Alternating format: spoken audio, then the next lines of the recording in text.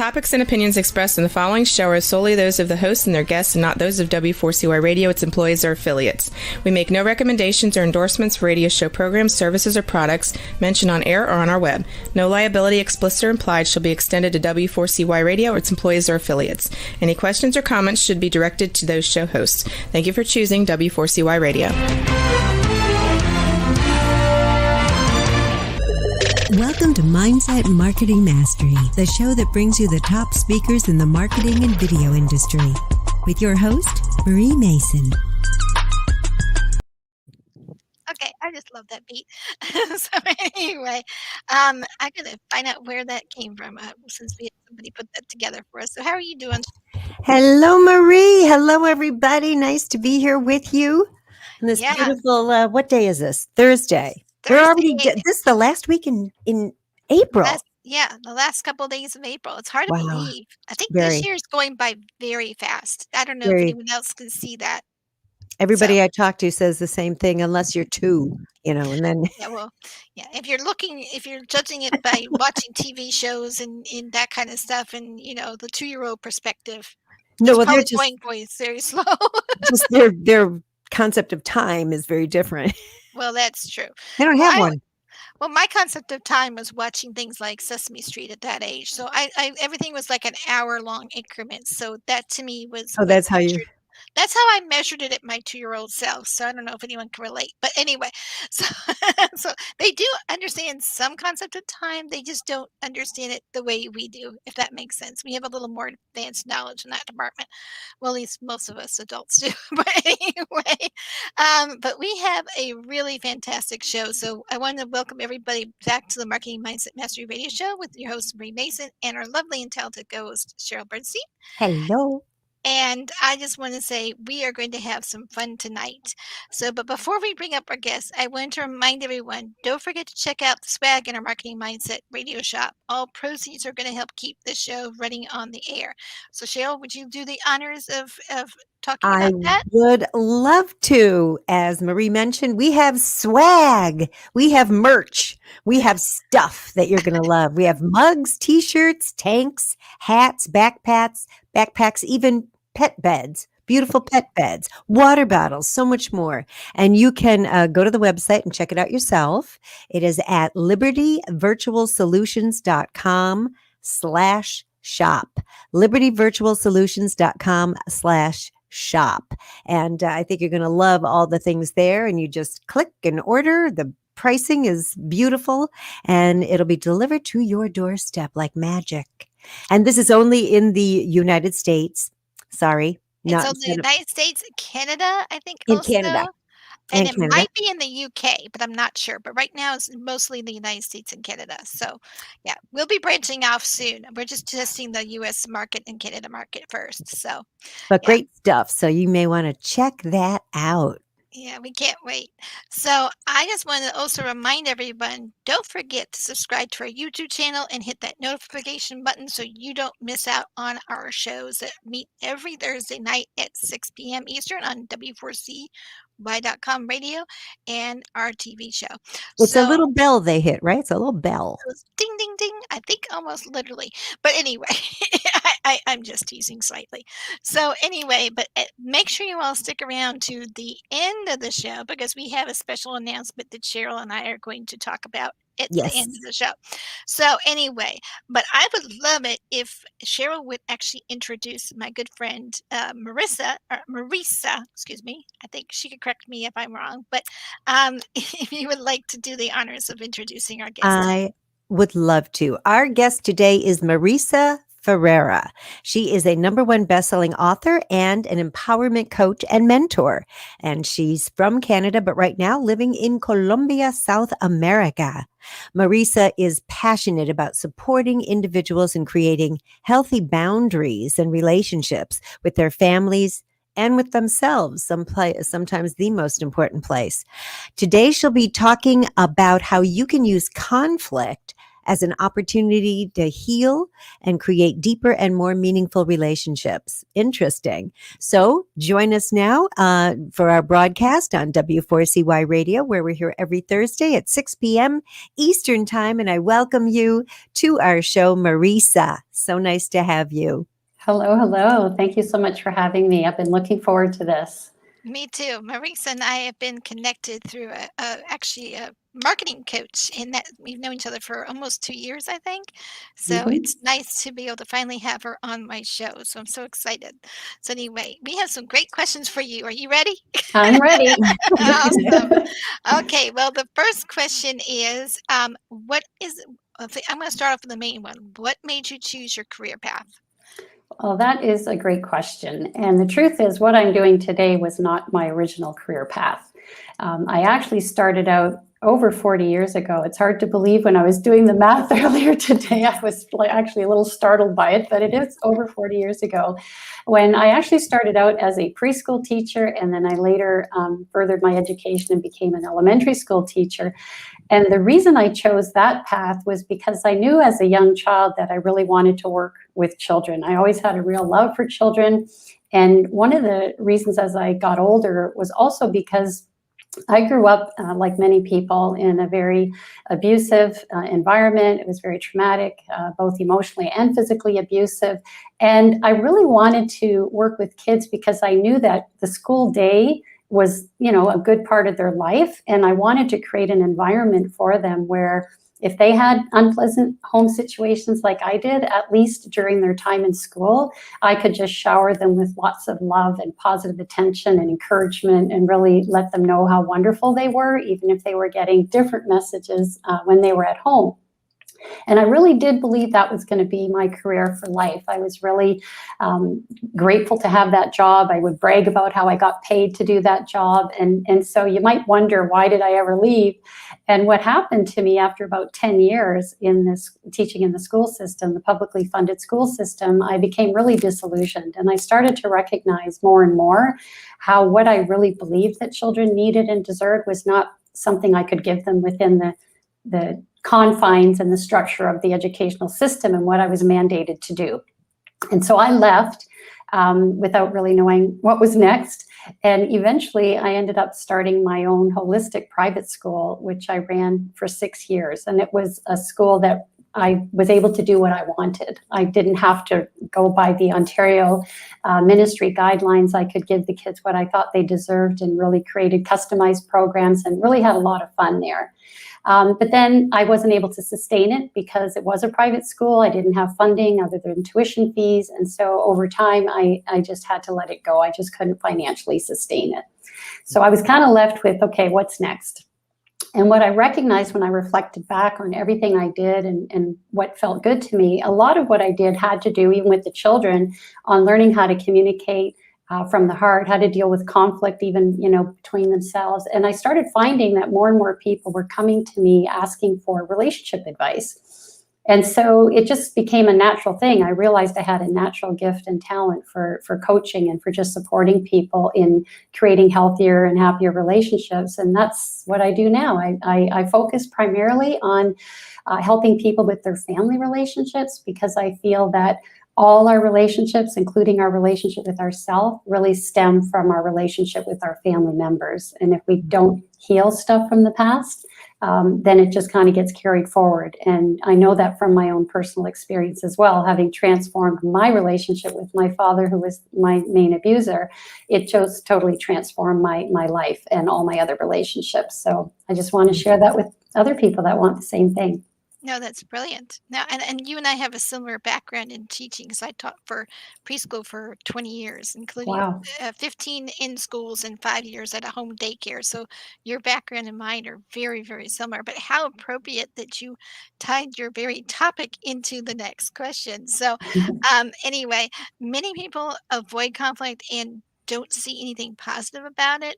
And then what I'd like to ask is, you say that we can use conflict as opportunities to heal and create deeper connections, like you showed in your story.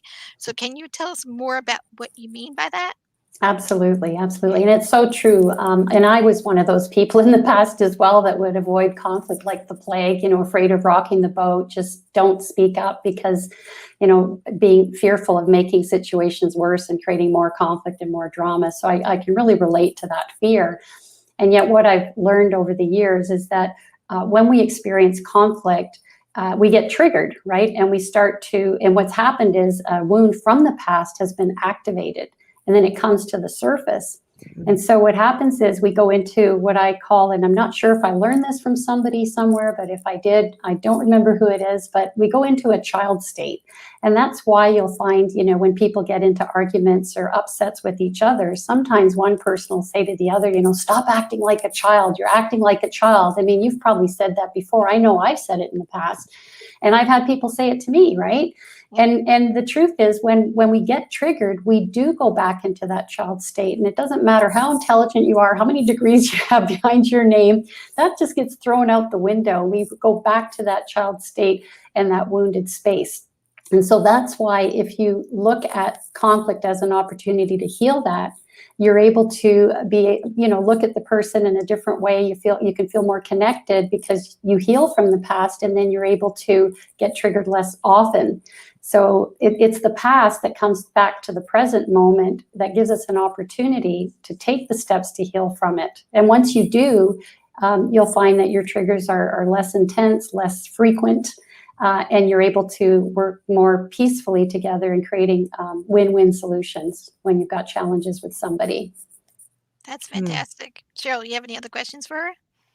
Well, I just find it so interesting. And I understand what you're saying about use that conflict. How would somebody go about doing that? Let's say you're in a conflict. Like, I just can't imagine me stopping and like trying to learn from it, because I have been in my child state. I've thrown tantrums. Sure. Child just tantrums sometimes. So how do you go about using it? Well, one of the ways is to actually just take some time to reflect back on situations in the past when you were triggered and when you got upset with somebody, rather than wait till you're in the moment of it. Because what happens is if you wait till you're in the moment, like I said, if you haven't done the healing work, you're just going to go back to your old patterns of, reacting and projecting and all that kind of stuff. So if you take some time to actually explore, what's going on when you do get upset, look a little bit deeper and see, what's underneath the surface, what's it really bringing up for you, and look at the meaning that you attached to those past situations when you were upset. Because I believe that, things happen, of course, there's facts about what happens, and then there's the meaning that we attach to that event, right? Or to that circumstance, or to what somebody might say to us. Or sometimes it's about what they don't say that we want them to say, or what they don't do that we want them to do, right? And so if you look a little bit beneath the surface and try to identify what core wound is actually coming to the surface, then you've got something to work with. And I have found, through my own exploration of self and also the people I've worked with and talked with, that there's some pretty common core wounds that many of us will recognize. You've probably heard the one, I'm not good enough, right? I mean, how many of us walk around with that label, right? I'm not good enough. And the mental ping pong that goes along with that. Absolutely. Absolutely. Other ones are, I'm not smart enough. I'm stupid. That was one of mine. I can't do anything right. I'm not lovable. I'm not worthy. So these are all different core wounds that we picked up in our childhood because of some experiences that we've had, but they've been carried with us into our adult life. And so when they get activated, we start to feel that way again. And so all those limiting beliefs that we've adopted, they impact us even in unconscious ways. Like sometimes people don't even realize that these wounds are impacting their relationships today. Like, I mean, how many times have you, maybe this has happened to some of the listeners or to either of you, where you find yourself in the same relationship over and over again with a different face. And you wonder, like, I don't understand, like, why do I keep attracting, the same person and then it doesn't work? And a good reason for that is because there's patterns from the past that just are going to keep presenting themselves to us as an opportunity to heal, to learn, to grow, and to evolve. And unless we, take the steps to do that work, we are going to keep re-experiencing the same things over and over again, whether it's with a significant other or a family member or friends even. It can happen. Marisa, would it look like this? Let's say you do keep attracting the same something that keeps bringing up a certain something in you. Mhm. Is that because you're trying through each relationship to have that other person do or be or give what you think you didn't get? But Yeah. they can't be the one to give it. Of course, we have to be the one to change. Is that how that Yeah, works? that's a great way of expressing it. It's true because we keep wanting somebody else to fill something that we feel is missing within ourselves. And even when it comes to romantic relationships, we often hear, about, oh, my other half, my better half. And we talk about it as if you're only half a person and you need another person to make you feel whole and complete. And that's not the case at all, because as long as you're in that space, whether again it's with a significant other or you need something from other people, other family members to show up a certain way, as long as you have that need, then you're kind of a victim to their way of being. Like there's no power there because you have no control over how other people show up in your life. All we have control over, I know, we all want it, right? And this is coming from a control freak in recovery here, okay? Because Me too. I'm guilty. And being a control freak, I totally, again, identify with that. And part of the reasons many of us have this need to control is because we had no control as children. So we think by trying to be in control, we feel safer. We think we create this safe container for ourselves, but really it creates problems and it pushes people away from us. And so once we recognize that it's not about the other person, it's the work we need to do within ourselves, and then you're going to attract a different person who doesn't complete you, but who complements you. There's a difference between the two. Because you're not trying to fill a hole. No. You're trying to, you are a whole.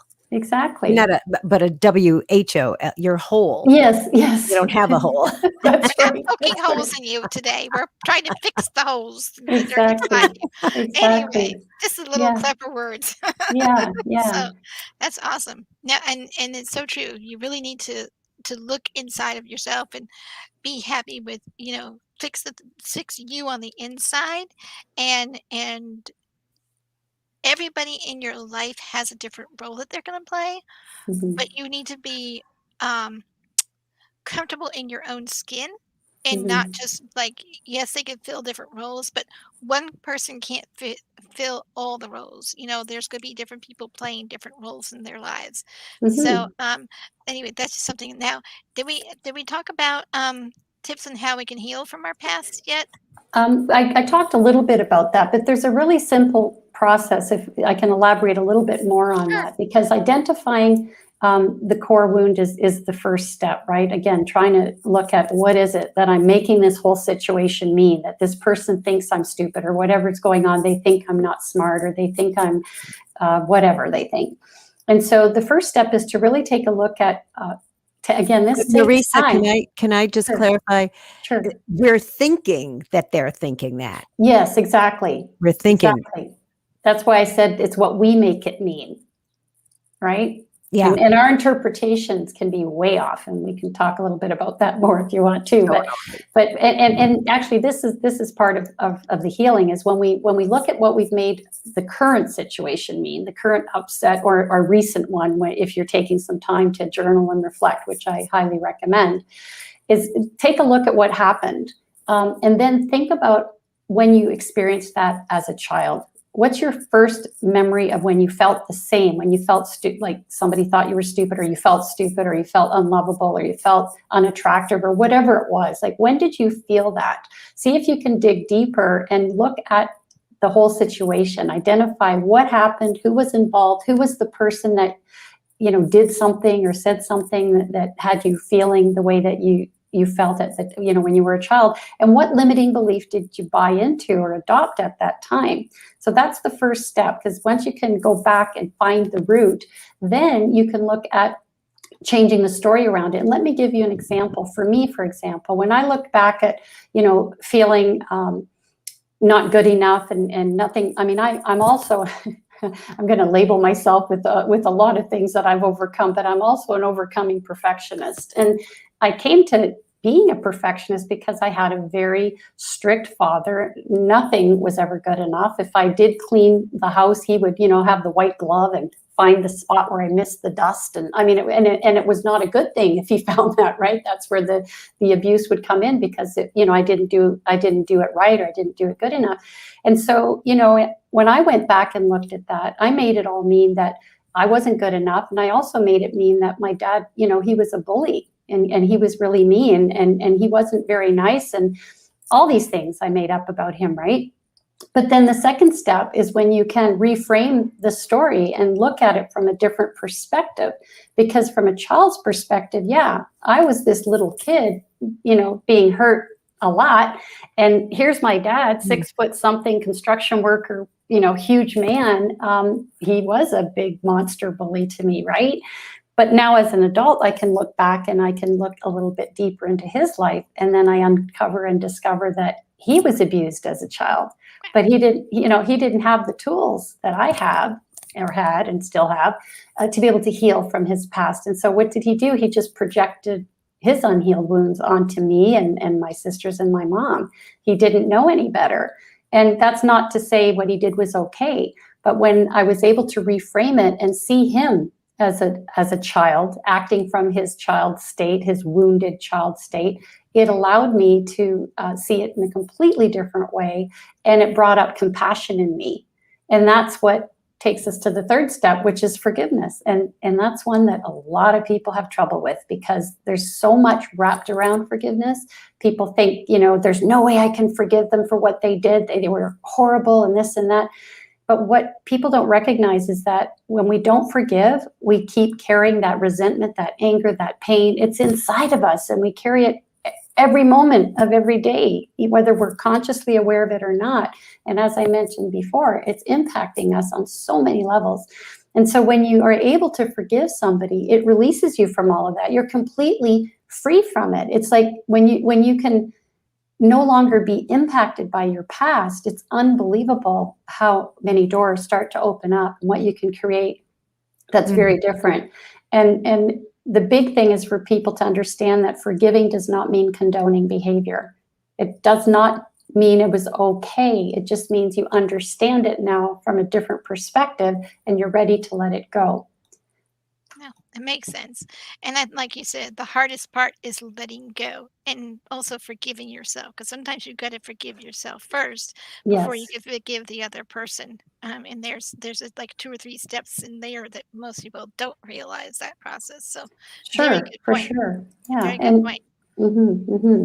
So forgiveness is a big topic for sure. But Mm. one worth exploring, even if you're not sure how, even if you're just open to it, right? Because if you're not open to it, then you're basically going to be stuck. I hate to say it, but that's kind of the truth. I mean, people that continue to walk around with anger and resentment from the past, they're not happy people. And it starts to impact you on a physical level too, right? How many people get sick because of they're carrying around all of this upset inside of them, and it starts to show up in their physical body as well, right? And it shows up in all areas of your life, like you were saying. Mhm. It shows up in Mhm. every part. So Marisa, Yes.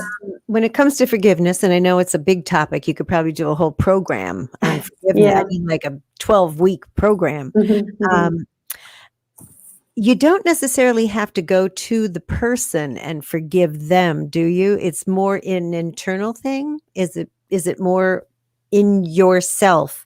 You forgive the other person. Is that That's a how it great works? question. It's a great question because it brings up, the question that comes up for people, that haven't forgiven someone who's passed away, right? Mm, If you need the other person, then again, you're kind of stuck and disempowered for the rest of your life, because if you think it's too late now that they're gone, yeah. you're done, right? But no, it is an inside job, and you don't have to necessarily even speak to the other person about it. In the case of my father, for example, he would not even understand because he was also an immigrant, right, from Italy.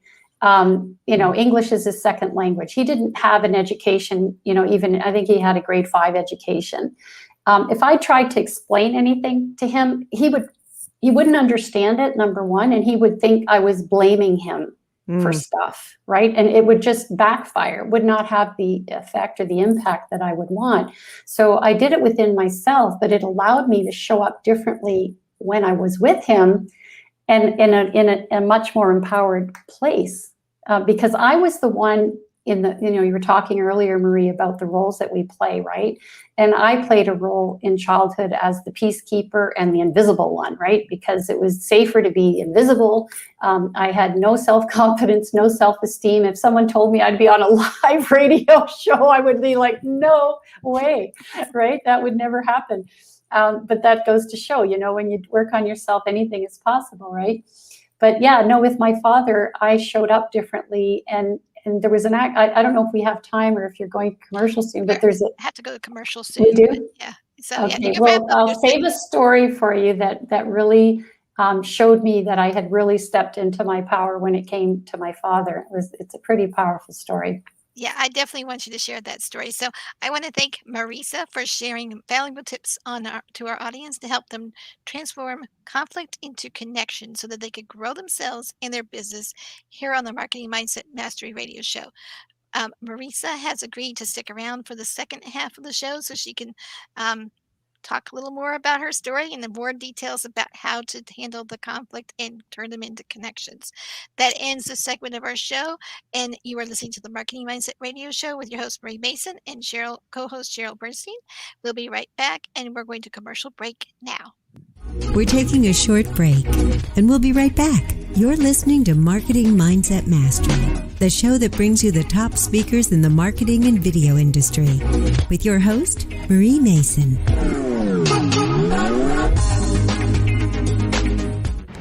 The show is brought to you by Liberty Virtual Solutions. We work with business coaches and speakers to help them market and host their webinars and upsell their coaching programs and develop heart-centered relationships with their audience.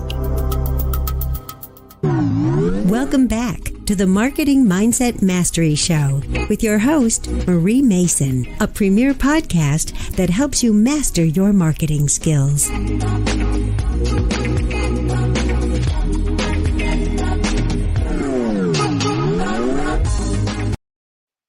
I'm so ready to go dancing at some point. Maybe I'll just have a dance session at home. I don't know.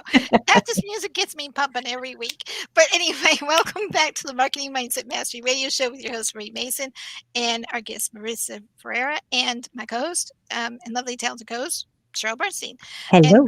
So Marisa is a #1 best-selling author and empowerment coach and mentor from Canada. She is now living in Colombia, South Carolina. Ooh, great place Not to live right now. Not South Carolina. Oh, America, South America. I'm so glad that Cheryl's still here to correct me. Anyway, that's a new place for you to live maybe next time. Maybe I'm speaking that you live closer. That's what it is. Anyway, Marisa is passionate about supporting individuals and creating healthy boundaries in relationships with their families and with themselves. So today she will be talking to you about how you can use conflict as an opportunity to heal and create deeper and more meaningful relationships. So take it away, Marisa. So welcome back to the second half. You had a story you wanted to share. Yes, I was talking about, forgiveness and also stepping into your power. And I was talking about how as a child, I was, the peacekeeper and the quiet one. And I never confronted my father because I saw what happened to my older sister when she did. And I didn't want any of that, right? So it was, took a while for me to really find my voice and to feel safe and confident to actually speak my truth, especially with my father. And the story that I want to share, believe it or not, it was when I was 40 years old. And that's, I'd already been working on myself for 20 years, but I really knew I had stepped into my power when this particular situation happened. And what happened was I had a relationship at that time with a significant other, and we had both been married before, and we wanted to have a ceremony to honor our relationship and our commitment to one another, but we didn't want it to be a wedding, like a legal wedding marriage, because we didn't feel at the time that meant anything to us. But we also didn't want to just keep hanging out like boyfriend, girlfriend. Our relationship was more significant than that. So we decided to create our own ceremony, and we called it a declaration of love and commitment ceremony. So it was similar to a wedding. It was going to be small with our close family and friends, and we were going to say our own vows and have readings and stuff, but there was no legal part of it, right? And so when I went back home, because I wasn't living in the same town as my parents at that time, when we went to my parents' home to tell them about this, my father was not a happy camper. And he did not mince words in expressing his dissatisfaction and the fact that he didn't like this idea at all, that we weren't going to get married. And so he was just going up one side of me and down the other, and like was really verbally abusive. But I noticed at that time, the whole time he was doing that, it was not impacting me. And it wasn't because I put up a wall and I was pretending or saying to myself, I'm not going to let it hurt me or whatever. It actually didn't. And not only that, because of the healing work I had done, I actually psychically or non-verbally, I was sending messages to him in my mind that was saying, it's okay, Dad. I love you, Dad. I know you're just afraid for me. You just care about me. And I'm just sending him all this positive stuff, right, as he's lashing out at me. And then at one point, he said, I don't want to hurt you, but, and I just looked him straight in the eye and I said, it's okay, Dad. You can't hurt me anymore. And I felt so empowered in that moment because it was the truth. And later, my partner told me, who's very thin, like half the size of my father, had never seen my father like that ever in the whole time we had been together, because my father was normally on his best behavior in front of other people, right? He'd never seen him that verbal and abusive and all of that, even though I told him about my childhood and he knew all about it, but he'd never witnessed anything. And he told me that he was on the edge of his seat thinking he was going to have to step in and physically protect me. And I thought, he was afraid for me. And I thought, wow, I said, I did not feel any fear. And I said, and the way my dad was in that moment was not even, this close to what he was like when I was a child. And I was like, very small. He was much more intimidating. And so I realized in that moment how much I had grown and healed.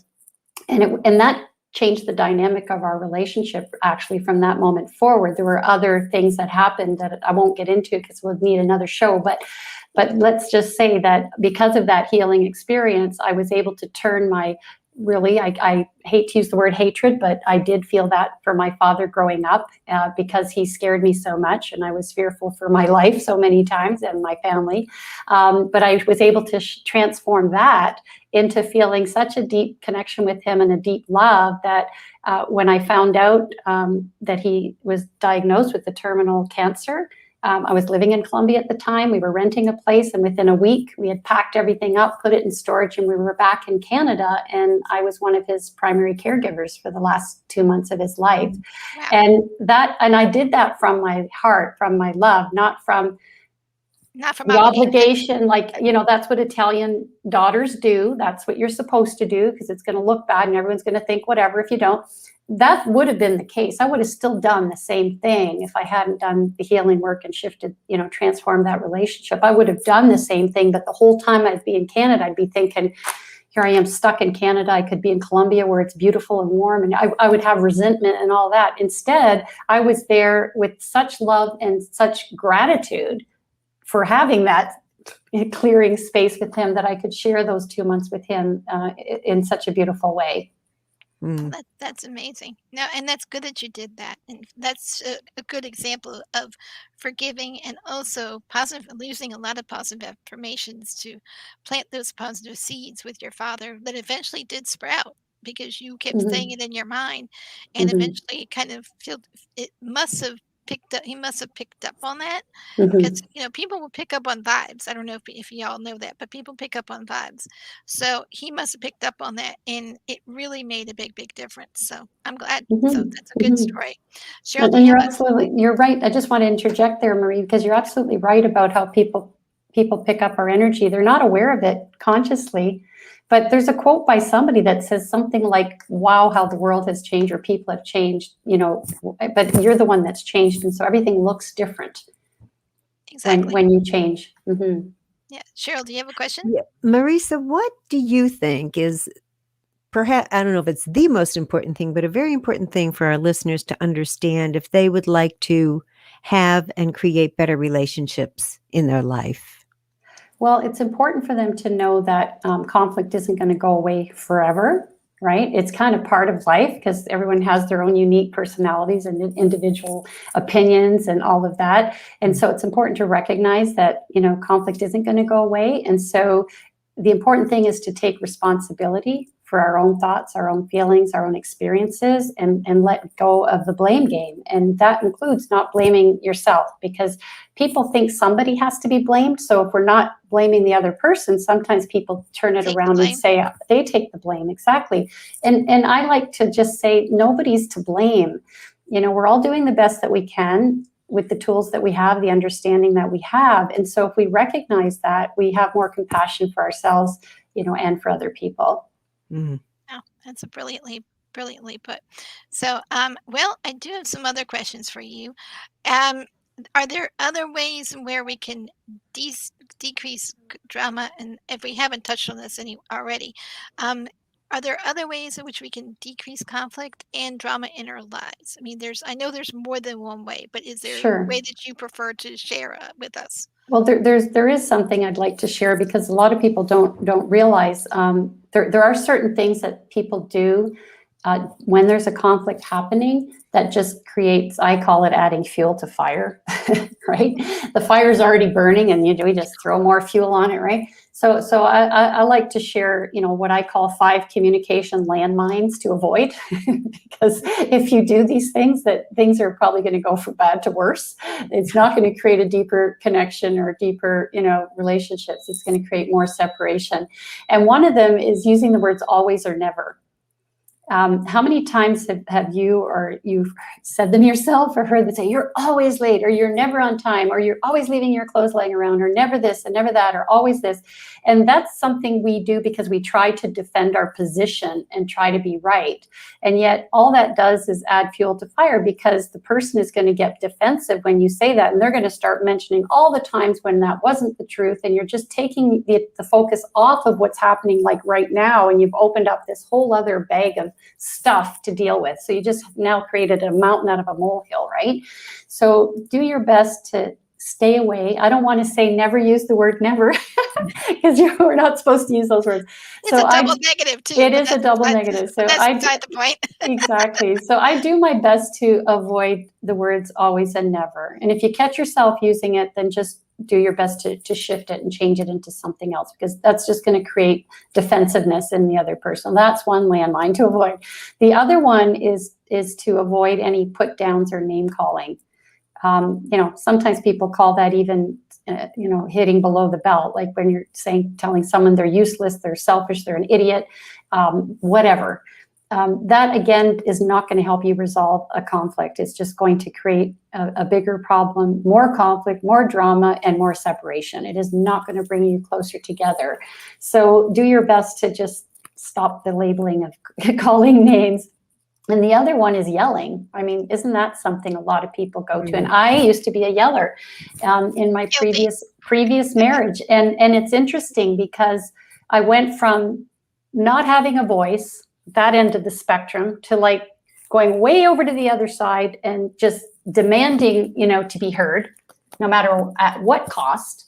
And I didn't understand at the time. It was me trying to learn and play out and come to that middle place where I could be heard without the yelling and without, zipping it up and saying nothing out of fear, right? There is a balance there. But the yelling, again, it just creates more problems and nobody's listening. You just start yelling at each other and you're not resolving anything. So that's another one if you feel like you're going to start yelling, you're better off saying, I need some time to just settle myself down because I don't want to start yelling, and I can feel like that's where I'm going to go next. Like, take responsibility, own where you are, and take a responsible action, like walking away, and not walk away forever. Come back and discuss it. Otherwise, the problem doesn't go away by avoiding it, right? And then one I've talked about already, the blame game, letting go of the blame game. Make sure, leave blame out of it, because then it's about, who's right and who's wrong and who's at fault and who isn't. And again, doesn't resolve anything.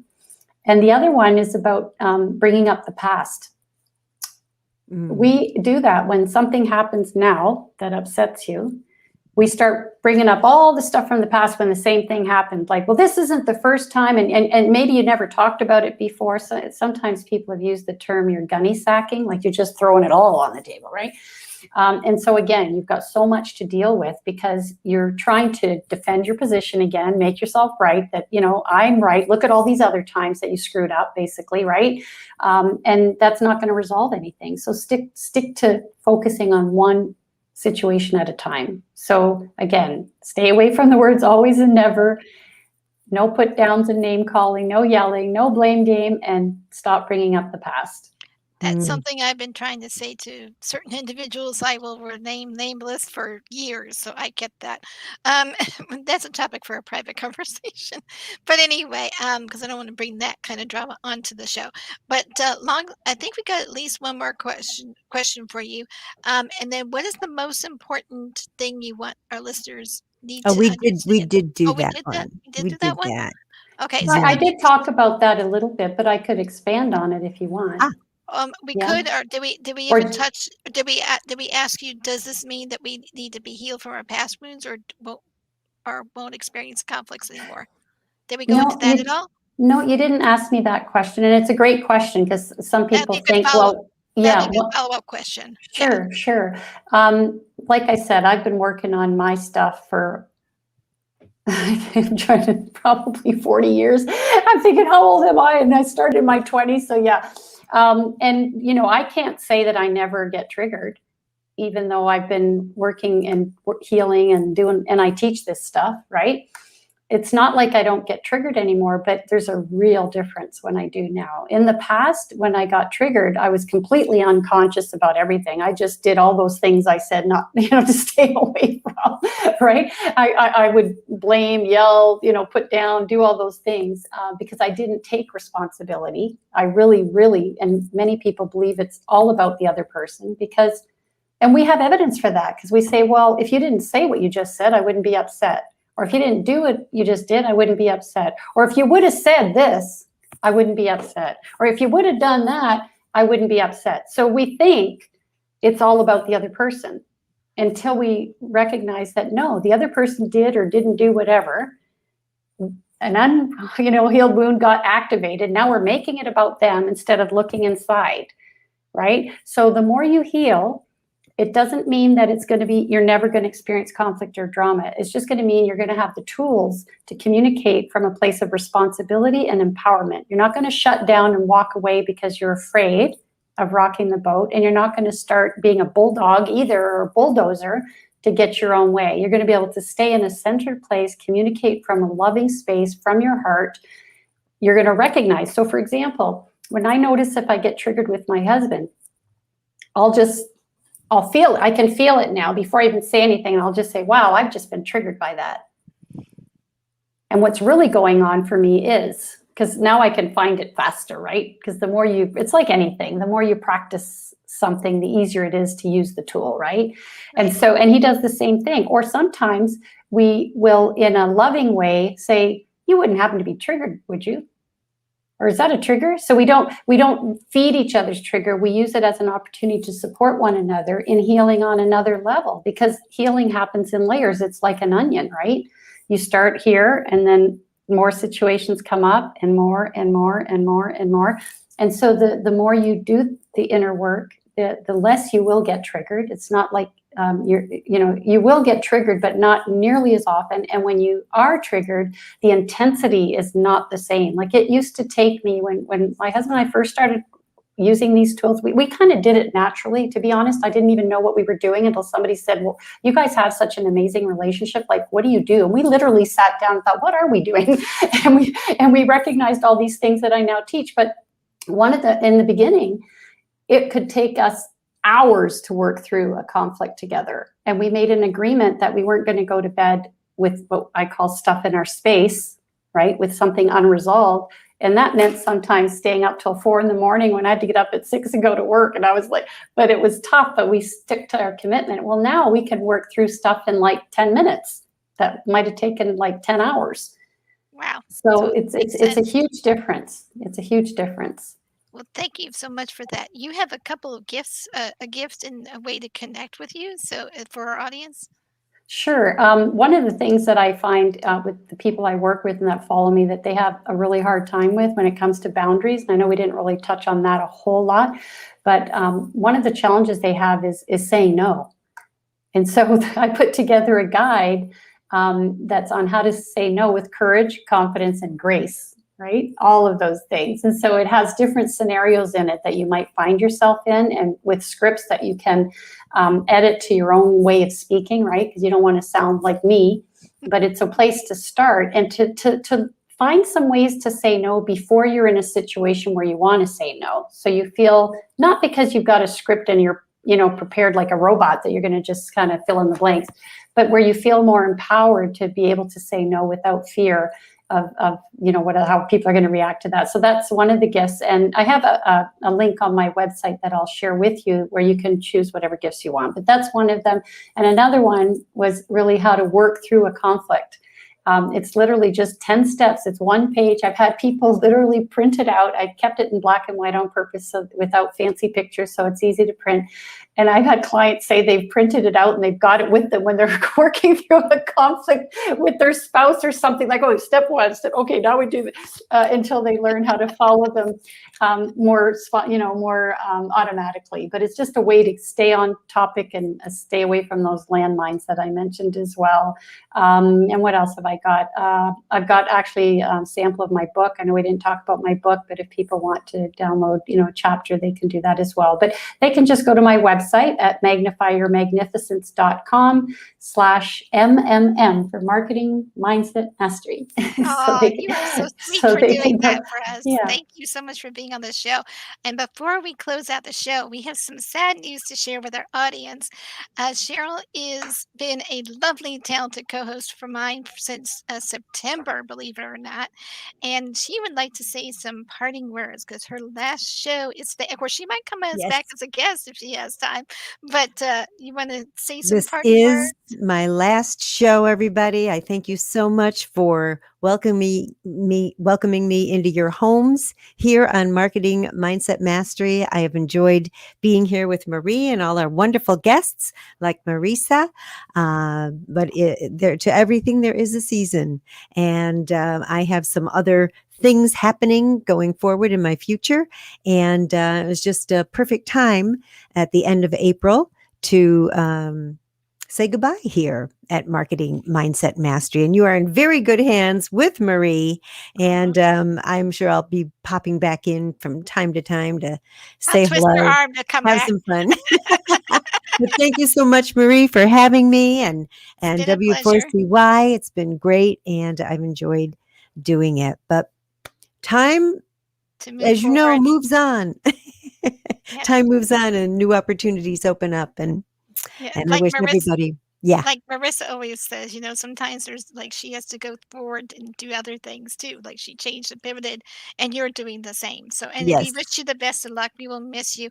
We will be having a new co-host, and I need to get confirmation first, but Pliny Phoenix from Ireland is coming to start joining us. We're hoping she can start joining us in the May episodes, but that's to be figured out.